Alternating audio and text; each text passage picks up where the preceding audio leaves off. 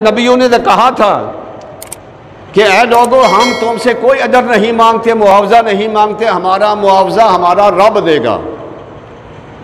پیارے نوح علیہ السلام، پیارے ہود نے، پیارے شعیب نے، پیارے لوط علیہ السلام نے، سب نبیوں نے کہا کہ ہم تم سے معاوضہ نہیں مانگتے، تم معاوضہ ہمیں دے سکتے ہی نہیں، ہمارا معاوضہ ہمارا رب دے گا، کیونکہ رب جو ہمیں نعمت عطا فرمائے گا وہ ابدی ہمیشہ رہنے والی ہوگی، اپنی رضا دے گا۔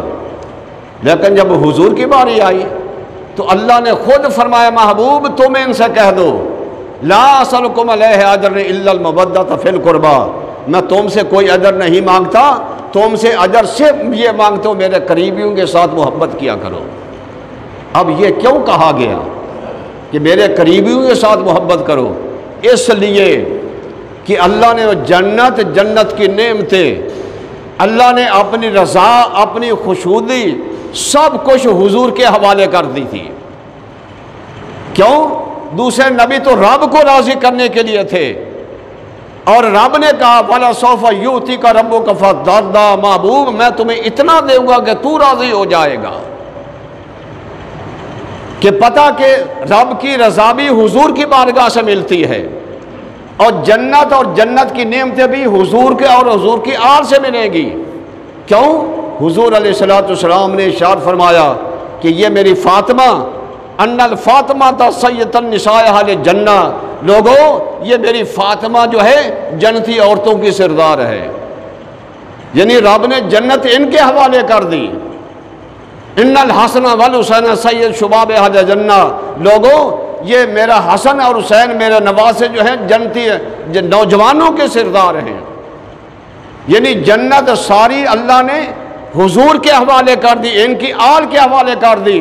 اس لیے فرمایا میرے آل کے ساتھ پیار کیا کرو، کیونکہ میرے آل کے ساتھ پیار کرو گے تمہیں رب کی رضا بھی مل جائے گی اور جنت بھی مل جائے گی، تمہیں جنت بھی حاصل ہو جائے گی۔ جنت تو رب کی رضا خوشنودی بھی تمہیں یہ میری آل ہی سے ملے گی، میرے ساتھ محبت کرنے سے اور میری آل کے ساتھ محبت کرنے سے ملے گی۔ حضور علیہ السلام نے ارشاد فرمایا کہ جو بندہ اللہ کے ساتھ محبت کرتا ہے وہ میرے ساتھ محبت لازمی کرے گا۔ اگر کوئی کہے کہ مجھے رب سے محبت ہے، جب تک میرے ساتھ محبت نہیں کرے گا رب سے محبت نہیں ہوگی، رب سے پیار نہیں ہوگا۔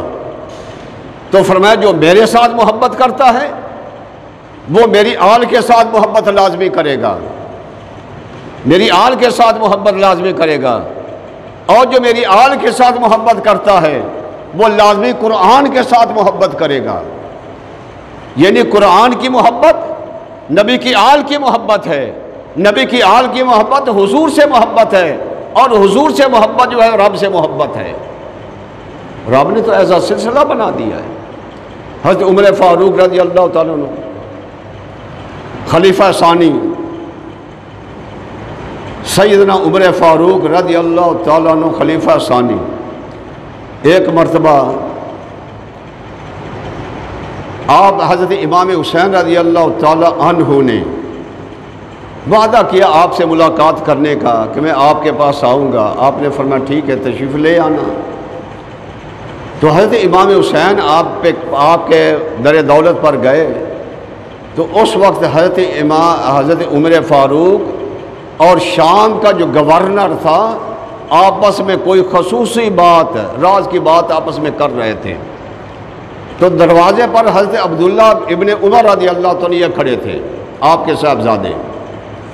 حضرت امام حسین آئے، آ کر حضرت عبداللہ سے پوچھا کہ عمر کہاں ہیں، آپ کے والد کہاں ہیں؟ فرمایا کہ وہ کوئی خاص بات ہے شام کے گورنر سے کر رہے ہیں، لہذا وہ وہیں باتوں میں کھڑے ہو گئے، حضرت عبداللہ سے باتیں کرنے لگے، باتیں کرنے کے بعد واپس چلے گئے۔